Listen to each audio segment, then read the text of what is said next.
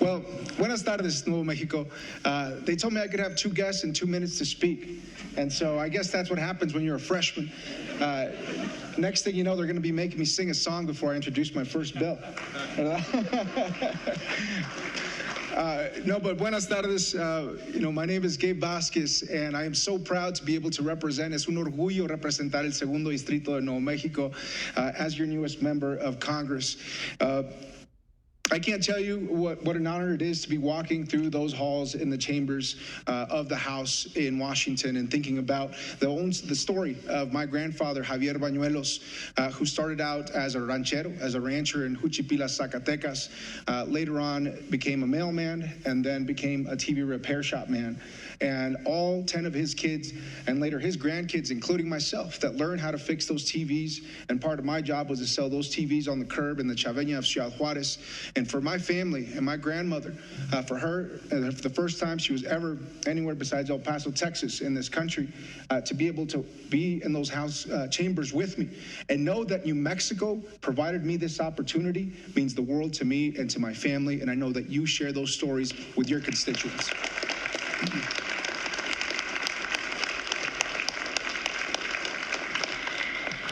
And so it's not lost on me that this is where a lot of the work in New Mexico gets done.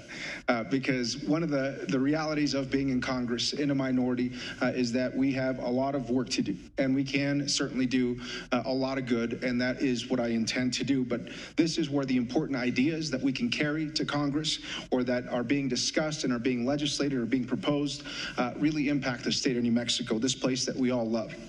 And those responsibilities that we all carry as legislators are so important and more important than ever. New Mexico has always faced many obstacles, and the challenges today that we must overcome are more important than ever in my lifetime. But our strength and our resilience have always proved stronger. Where there's a challenge to overcome, there are many communities willing to work together across the state to fix it. That's why I commend the legislature for supporting a modernized legislative body, one that operates more efficiently, governs with greater clarity and purpose, and allows anyone in this state to raise their hand and to serve, regardless of their income or their background.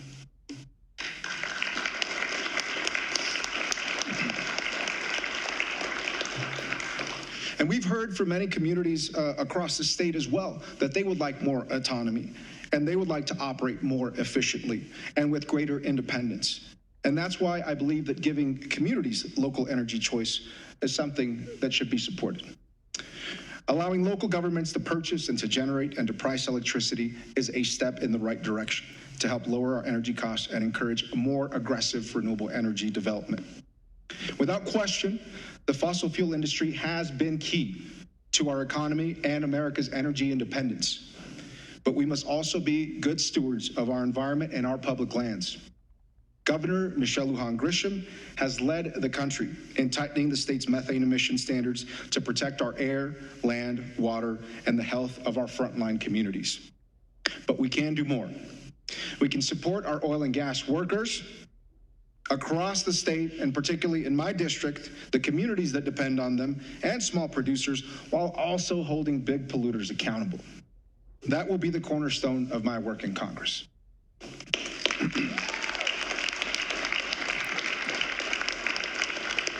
Now, I believe in taking a two-track approach to energy independence, supporting the workers in our energy economy, but also speeding up our capacity to generate renewable energy and the jobs that come with it.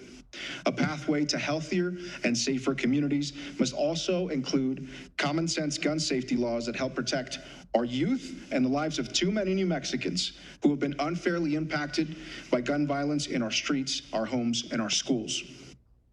As a hunter, as a responsible gun owner myself, I support common sense reforms that make our community safer and that keep high-powered weapons out of the hands of those who seek to do us harm. Thank you all for the work that you are doing on that this year. Thank you. Our schools in New Mexico should be a safe haven for children, a place where they can learn, where they can thrive, and build a foundation for happy, healthy, and long lives. That's why I also support the governor's plan to make sure that our teachers are among the best paid in the nation and don't have to contend with the rising cost of health care to make a decent living in this state. When we treat our teachers well, our students and our families benefit. Now, just recently, New Mexico and Texas reached an agreement, tentative agreement, to manage water delivery from the Rio Grande, coming to terms on a decade-long battle for water in the South. There is nothing more important and more precious and more necessary for us to deliver the future that we all want for our children than to have the water that we need, our most important resource of all. So, as they say, agua es vida, and that's why I intend to help ensure that our future generations do not suffer from the consequences of the choices that we are making today. We must bring Texas v. New Mexico to a close. We must protect our water resources and budget at all costs, and I commend the legislators and our administration for working towards that solution.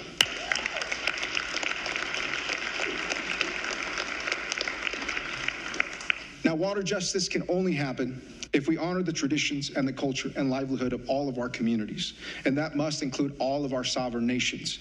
We must continue to support our pueblos and our tribes to ensure that they have autonomy over their water resources and their natural resources. Partnering with our tribes will be another cornerstone of my time serving in Congress. And I thank all of the advocates, all of our legislators, and this administration for honoring that government-to-government relationship and working honestly, fairly, and equitably to support the success of Indian country in New Mexico.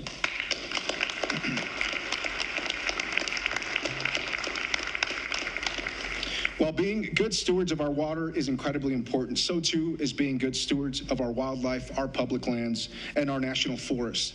And I commend this administration and this legislative body for acting decisively to manage the impacts of the forest fires that have ravaged our rural communities in the North and the South. Thank you for bringing relief to those who have lost so much. I will also join you along with my colleagues in that work in Washington.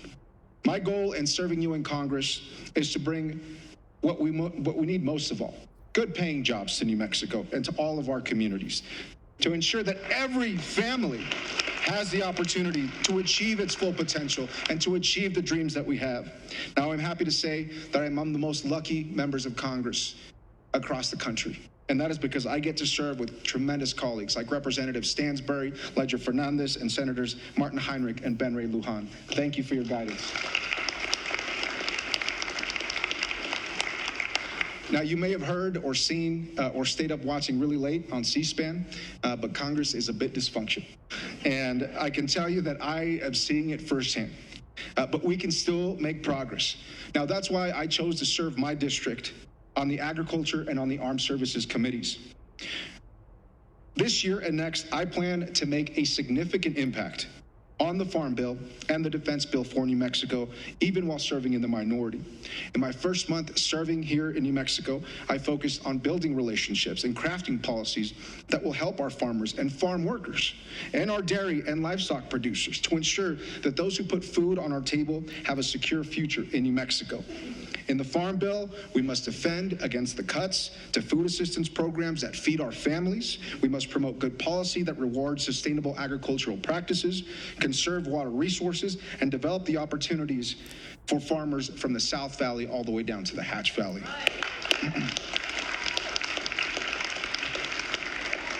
Now, New Mexico is also home to some of our nation's premier military and research facilities, federal workplaces that provide jobs for our students, for our engineers, for our future scientists, for our small businesses, and our servicemen and women.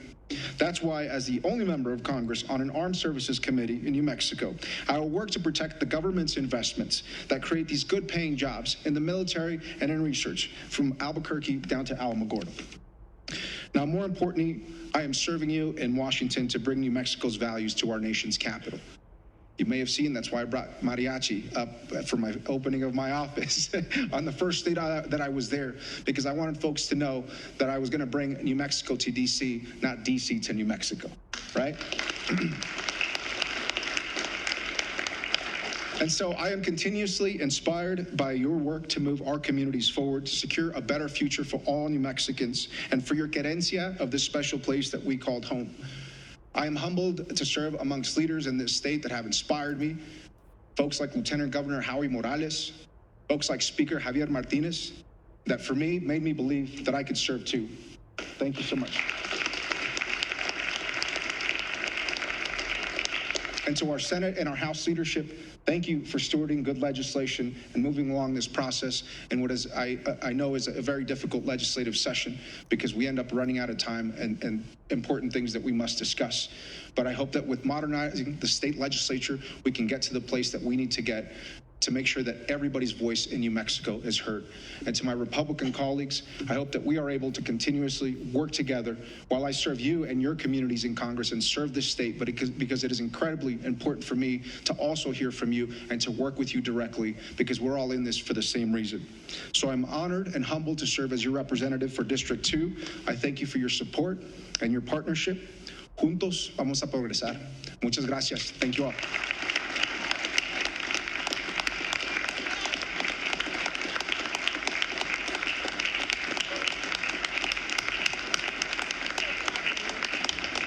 Thank you, Congressman Gabe Vasquez.